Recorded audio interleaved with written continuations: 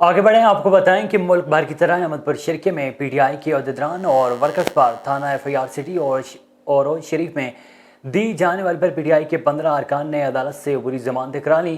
عدالت نے پولیس کو ضمانتیں کرانے والے ارکان کو آئندہ سماعت تک گرفتاری سے روک دیا۔ اس موقع پر پی ٹی آئی کے تحصیل صدر حافظ مظفر کریم ایڈوکیٹ نے کہا ہے کہ امپورٹڈ حکومت جو چاہے کر لے، ہم اس کو گھر بھیج کر ہی دم لیں گے۔ اس کے اونچے ہتھ کنڈوں سے ہمیں ڈرایا نہیں جا سکتا، بلکہ ہمارے ارادے مزید مضبوط ہو گئے۔ ہم عمران خان کے ساتھ کھڑے ہیں اور مرتے دم تک عمران خان کے ساتھ رہیں گے۔ اس موقع پر وکلاء کی بڑی تعداد بھی موجود تھی۔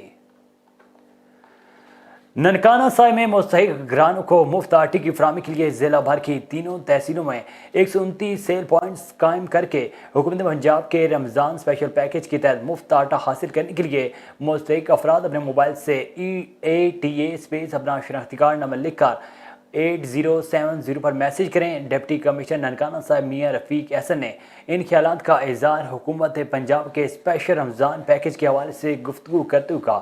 ڈپٹی کمشنر ننکانہ نے بتایا ہے کہ حکومت پنجاب نے اسپیشل رمضان پیکیج سے ضلع ننکانہ صاحب کے 2,07,000 سے زائد مستحق گھرانے مستفید ہوں گے۔ عوام کو مفت آٹے کی فراہمی کو یقینی بنایا جائے گا۔ ڈپٹی کمشنر ننکانہ نے کہا ہے کہ ضلع بھر میں قائم کیے گئے آٹے کے اسٹالز پر ضلعی انتظامیہ کی جانب سے عملہ بھی تعینات کر دیا ہے۔ سکران پریس کلب کی سال 2023 کے لیے نو منتخب باڈی کے عہدیداران کی حلف برداری تقریب منعقد کی گئی، جس کی صدارت Pakistan federal union of journalist کے مرکزی رہنما لالا رحمان سمو کی جانب سے کی گئی، جبکہ حیدرآباد یونین آف جرنلسٹ کے صدر اقبال ملا نے خصوصی شرکت کی۔ تقریب میں مٹیاری، سانگڑ، شہید بے نظیر آباد کے ضلعوں کے صحافیوں نے شرکت کی۔ اس موقع پر سمو نے سکران پریس کلب کے نو منتخب باڈی کے عہدیداران سے حلف لیا۔